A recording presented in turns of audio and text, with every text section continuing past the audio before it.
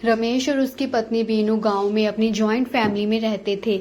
रमेश सरकारी नौकरी करता था और उसे गांव से शहर जाना पड़ता था, इसलिए वे अपनी पत्नी और दोनों बच्चों को लेकर शहर में जाकर बस जाता है। रमेश के दोनों छोटे भाई और सास ससुर गांव में ही रहते थे। रमेश ने अपने दोनों बच्चों की शादी एक साथ ही कर दी थी। लड़की भी शादी करके अपने ससुराल चली जाती है और घर में नई बहू आ जाती है। तो बीनू अपने पति रमेश से कहती है कि हमें तो पता ही नहीं चला कि हमने अपने दोनों बच्चों की शादी कर दी है। हमारी बेटी शादी करके अपने ससुराल चली गई और एक और बेटी हमें मिल गई, अब उसकी कमी नहीं खलेगी इतनी। तो रमेश कहता है कि हाँ बीनू, तुम सही कह रही हो, राखी भी तो हमारी बेटी ही है। एक दिन रमेश को गांव से फोन आता है कि मां जी ने अपनी आंखें बनवानी हैं, उन्हें कम दिखाई देता है। तो रमेश का छोटा भाई बोलता है कि इधर गांव में एक नजदीकी डॉक्टर को दिखाया था और वे बोल रहा था कि इनकी आंखों का ऑपरेशन होना है, इसके लिए आपको शहर के हॉस्पिटल जाना पड़ेगा। अब रोज रोज गांव से शहर जाना मुश्किल हो जाता है। गेहूं की फसल भी लगानी बाकी है। गांव में सब लोगों की गेहूं की फसल लग गई है, बस हमारी ही रह गई है। अब फसल लगाने में भी कितना समय लगता है। तो रमेश कहता है कि तुम चिंता मत करो, ऐसा करो कि एक दिन आकर माँ को यहाँ पर छोड़ आओ, मुझे तो छुट्टी नहीं होती कोई। तो रमेश का भाई कहता है कि ठीक है भाई साहब। 2-3 दिन बाद रमेश का छोटा भाई माँ को शहर अपने बड़े भाई के पास छोड़ आता है। जब वे उनके घर जाता है, साथ में उसकी पत्नी और दोनों लड़के होते हैं। और पत्नी देखती है कि भाई साहब ने तो अपने हर एक कमरे में एसी लगा कर रखा है। उसकी पत्नी कहती है कि देखो अपने बड़े भाई को, कितना सुंदर घर बनाया हुआ है और गर्मी भी बिल्कुल नहीं लग रही। तभी बीनू सबके लिए पानी लेकर आती है और बोलती है कि भाई साहब आज आप दोनों आराम कर लीजिए और कल चले जाना। तो रमेश का भाई कहता है कि नहीं भाभी, गांव में कितना काम पड़ा हुआ है। तो उसकी पत्नी उसको इशारा करती है और बोलती है कि दीदी आप इतना कह ही रही हो तो कल चले जाएंगे हम। फिर बीनू कहती है कि ठीक है, मैं राखी को बोलती हूँ कि आपके लिए चाय लेकर आए। बीनू चली जाती है। फिर रमेश का भाई मोहन अपनी पत्नी को बोलता है कि तुमने क्यों कहा कि हम कल चले जाएंगे। तो उसकी पत्नी बोलती है कि गांव में कितनी गर्मी है, बार बार बिजली चली जाती है। इधर देखो ना, कितना ठंडा कमरा है, ना बिजली जाने की कोई टेंशन। हम भी एक दिन एसी की हवा ले लेंगे। फिर मोहन कहता है कि तुम भी हद करती हो कभी कभी।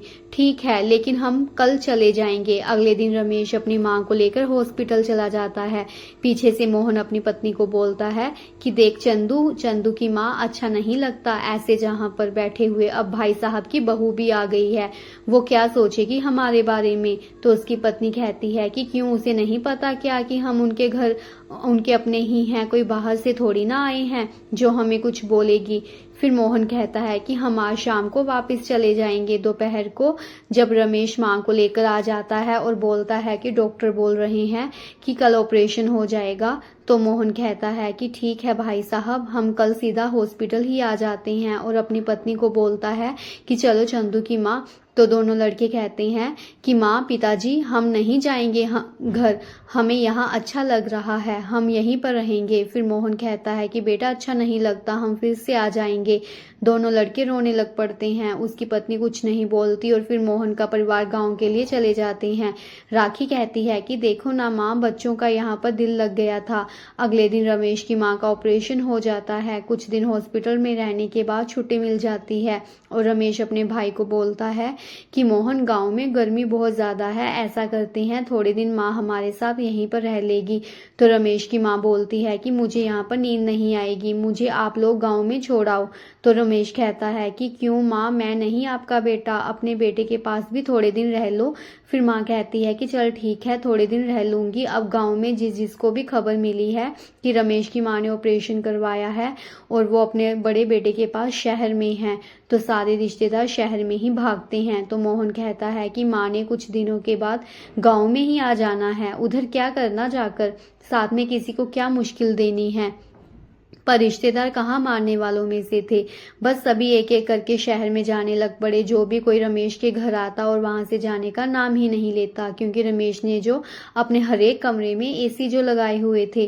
पहले दादी के रिश्तेदार आते हैं, बीनू और उसकी बहू राखी उसकी खातिरदारी करने में लग जाती हैं, फिर सबको खाना खिलाती हैं। सब एसी के नीचे आराम से सो रहे थे और माँ जी से मिलने को आए थे। वे बाहर बरामदे में पंखे के नीचे लेटी हुई थी क्योंकि उन्हें एसी की हवा सूट नहीं करती थी। राखी अपनी सास को बोलती है कि माँ, ये सब दादी से मिलने आए थे, अब यहीं पर डेरा लगाकर बैठ गए हैं, जाने का नाम ही नहीं ले रहे। तो बीनू कहती है कि कोई बात नहीं बेटा, कल चले जाएंगे सारे।